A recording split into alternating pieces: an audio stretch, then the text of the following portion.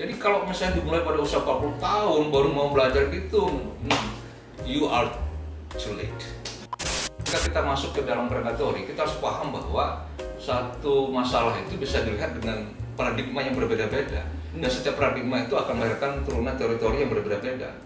Dan kita harus mau membaca semua tulisan yang dengan beragam paradigma itu, lalu memutuskan kita berada di paradigma yang mana, dan teori yang kita ambil dari paradigma itu yang tepat yang mana.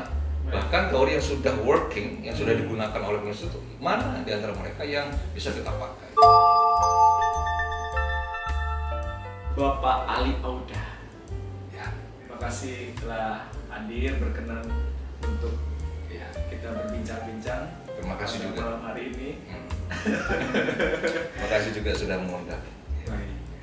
Bapak, saya juga sudah berbincang-bincang di podcast dengan Ibu Nas ya, tentang penulisan dan penelitian. Yes, my true collaborator itu.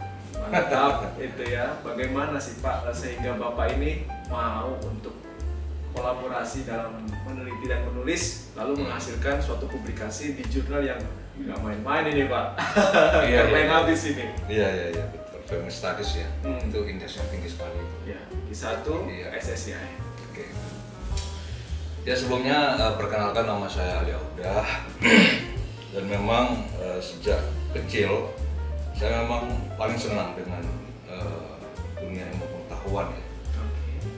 Salah satunya mungkin filsafat ya, dan juga metode ilmiah. Jadi itu memang terbangun dalam diri saya itu sejak kecil. Dan interest itu bertahan hingga hari ini ya. Apalagi dalam dunia pendidikan kita tahu pentingnya untuk membuat artikel jurnal ya, tingkat nasional maupun internasional. Nah, dalam proses semacam itu saya melihat banyak sekali para penulis artikel itu yang mungkin kurang tegas ya dalam meletakkan kerangka teori. Kurang tegas ya dalam meletakkan kerangka teori itu. Jadi banyak sekali misalnya para penulis mengambil teori-teori yang bersifat umum. Padahal kerangka teori itu adalah yang akan menentukan bagaimana tulisan itu diiris oleh sang peneliti ini. Gitu. Itu yang harusnya diperhatikan betul oleh para peneliti ketika mereka menuangkan dalam bentuk artikel.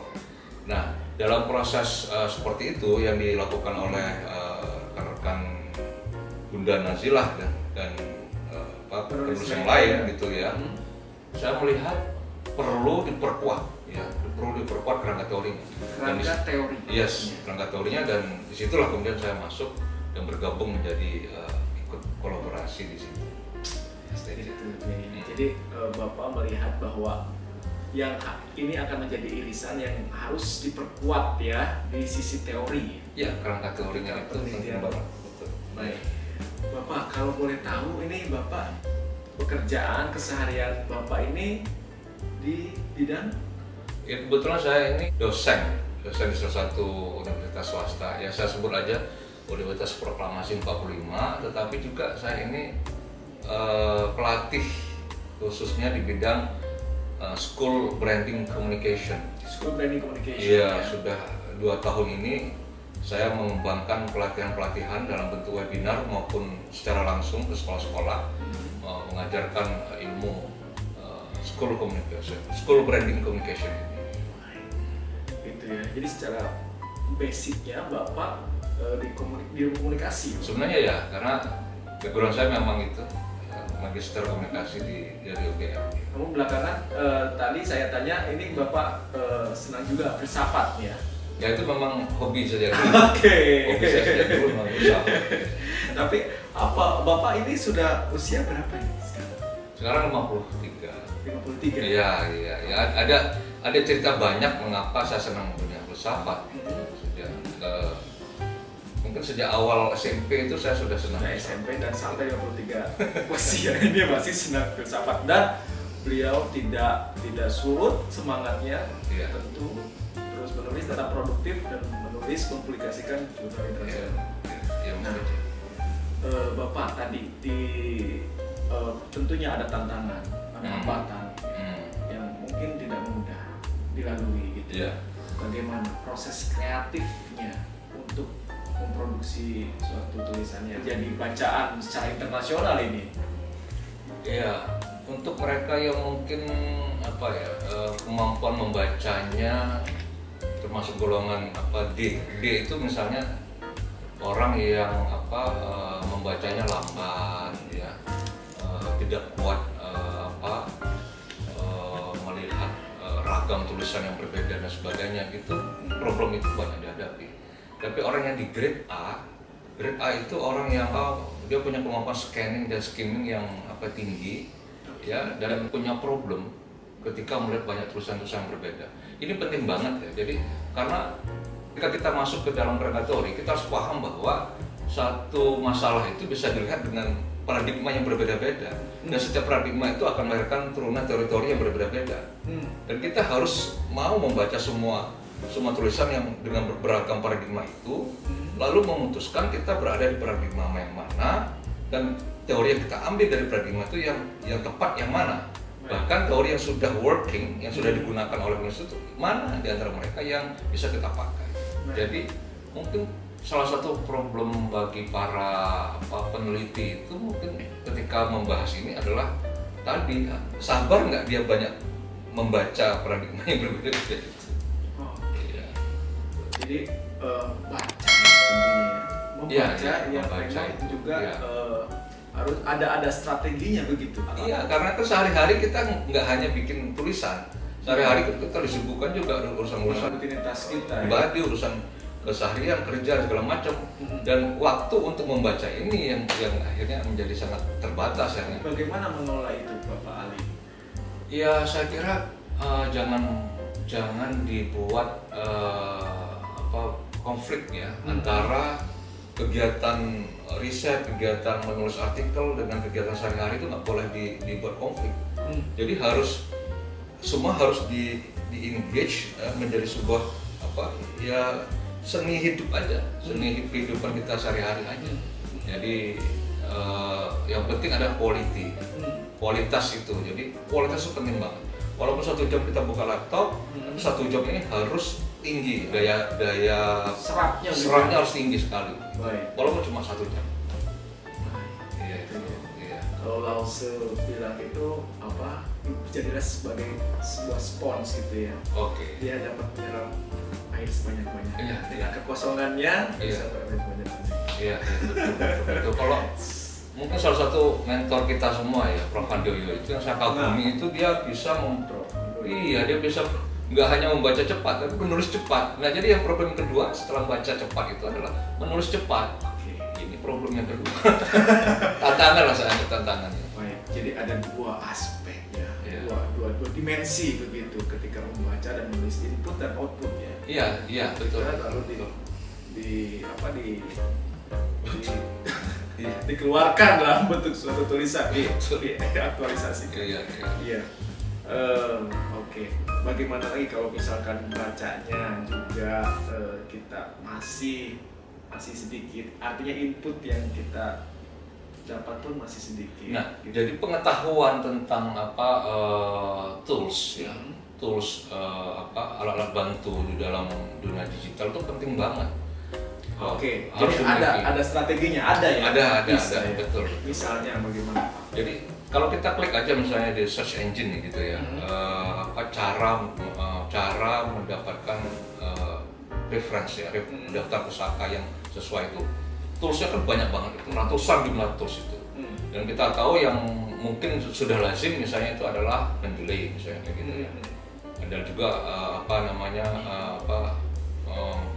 map knowledge map itu ya. Nah, ada juga yang terakhir ini yang lagi heboh ini kan yang OpenAI itu ya. OpenAI ChatGPT yang orang itu yang kontroversial karena itu bisa mengancam dunia akademik, tradisi akademik ya, tetapi menjadi solusi buat mereka yang malas membaca, malas menulis. Nah, kalau menurut saya penggunaan OpenAI ini sudah di luar konteks akademi gitu. Oke. Kalau itu kan maaf kata orang nggak perlu kuliah itu ya. Orang iya itu nggak perlu kuliah ya.